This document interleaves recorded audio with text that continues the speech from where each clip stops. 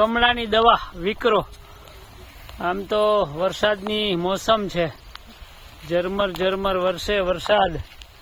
હે, અમારું બચપન જે સમૃદ્ધ હતું એવું જ બચપન આ જો બાળકોનું છે. વગડામાં છીએ અમે, વરસાદમાં ભીંજાય છીએ.